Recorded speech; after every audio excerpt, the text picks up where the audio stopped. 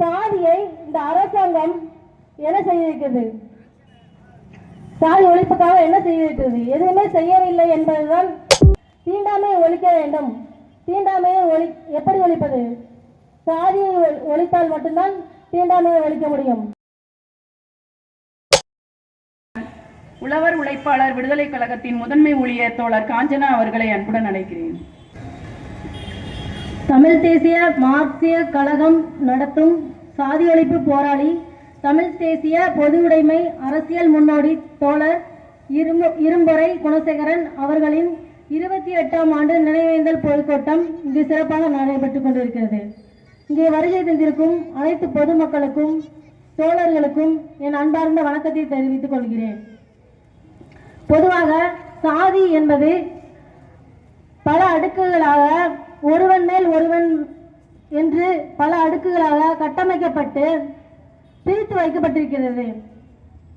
சாதி என்பது ஒரு சமூக அவலம், ஒரு உரிமை மீறல் மற்றும் மக்களை பாகுபடுத்தி வைத்திருப்பதுதான். இந்த பாகுபடுத்தி வைத்திருப்பது என்பது ஒரு வன்முறை என்பதை மக்கள் பலரும் அறியவே இல்லை.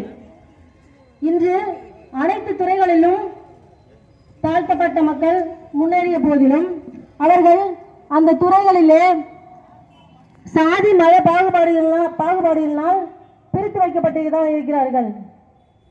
அரசியல் தளங்களிலும் அதுபோன்று அதிகமாக தாழ்த்தப்பட்ட மக்கள் உள்ளனர். அந்த அரசியல் அதிகாரத்தை பயன்படுத்தி ஏன் அவர்களால் தங்களின் பிறவி இழிவை போக்க முடியவில்லை? ஏனெனில் இது அடிப்படையில் அமைந்த ஒரு சமூக மத பண்பாட்டு பிரச்சனையாக உள்ளது.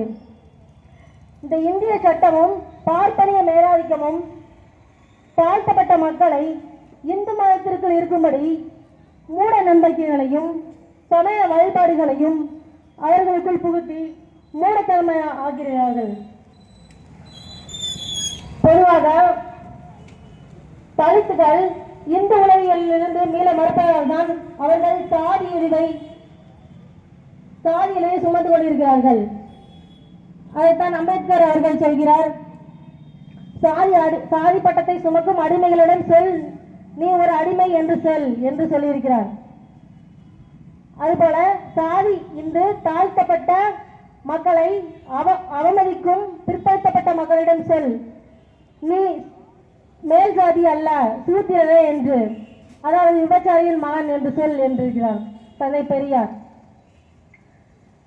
எல்லாரும் ஓர் குலம், எல்லாரும் ஓரினம், எல்லாரும் இந்திய மக்கள் எனும் பாரதியின் சமத்துவ சமூக நீதிக்கேற்ப நாட்டுப்பற்று கொண்ட பெரியார் ஐயா அவர்கள் சமூக விடுதலைக்காகவும் சமத்துவத்திற்காகவும் பாடுபட்டார். அது மட்டுமில்லாமல் தமிழகத்தில் சாதியை இல்லாமையாக்க வேண்டும் என்பதற்காக அரும்பாடுபட்டார். தீண்டாமையை ஒழிக்க வேண்டும். தீண்டாமையை எப்படி ஒழிப்பது? சாதியை ஒழித்தால் மட்டும்தான் தீண்டாமையை ஒழிக்க முடியும். சாதியை எப்படி ஒழிப்பது? மதத்தை ஒழிக்க வேண்டும். மதத்தை ஒழிக்கணும்னா கடவுளை ஒழிக்க வேண்டும்.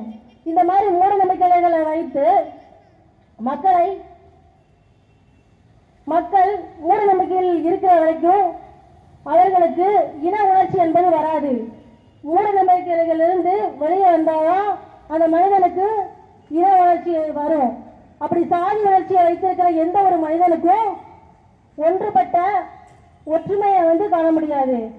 அதாவது இந்த சாதி உணர்ச்சி உள்ள மக்களை வைத்து ஒன்றுபட்ட ஒரு இனமோ தேசமோ உருவாக்க முடியாது. சாதியை ஏன் நம்ம முதல்ல ஒழிக்கணும்? சாதியை ஒழிக்கிறது என்கிறது மனிதனை மனிதன் சமமாக மதிக்க வேண்டும் என்பதற்காகத்தான். அது மட்டுமில்லாமல் ஒட்டுமொத்த நாட்டோட வளர்ச்சிக்காகவும் இந்த சாதி ஒழிப்பு என்பது தேவை. நாட்டோட வளர்ச்சிக்கு சாதி என்பது ஒரு தடையா உள்ளது என்பதுதான் உண்மை. ஆனா இந்த நாட்டோட வளர்ச்சிக்கு தடையாக இருக்கிற சாதியை இந்த அரசாங்கம் என்ன செய்திருக்கிறது? சாதி ஒழிப்புக்காக என்ன செய்திருக்கிறது? எதுவுமே செய்யவில்லை என்பதுதான் உண்மை. இது போன்ற உண்மையை உறக்க சொல்கிற பணியில் தான் மூத்த தோழர் இரும்பொறை குணசேகரன் அவர்கள் பணிபுரிந்தார். மேலும் பெண்கள் முன்னேற்றத்திற்காக பல்வேறு போராட்டங்களையும் நடத்தியுள்ளார். பெண்களின் முன்னேற்றத்துக்காக தலைவர்கள் பெரியார், புரட்சி தலைவர் அம்பேத்கர் போன்றவர்கள் குழந்தை திருமணம், பெண் கல்வி மறுப்பு, கைம்பெண் நிலை போன்றவற்றிற்கெல்லாம் பாடுபட்டிருக்கிறார்கள். ஆகவே தோழர்கள் அனைவரும் மூத்த தோழர் இரும்பறை குணசேகரன் அவர்கள் மற்றும் மலைக்கோட்டை சுப்பு அவர்களின் நம்பிக்கைக்கு ஏற்ப நாமும் தமிழ் தேச பாதையில் நின்று ஒற்றுமையாக போராடுவோம், உரிமைகளை நீக்க போராடுவோம் என்று கூறி விடைபெறுகிறேன். நன்றி, வணக்கம்.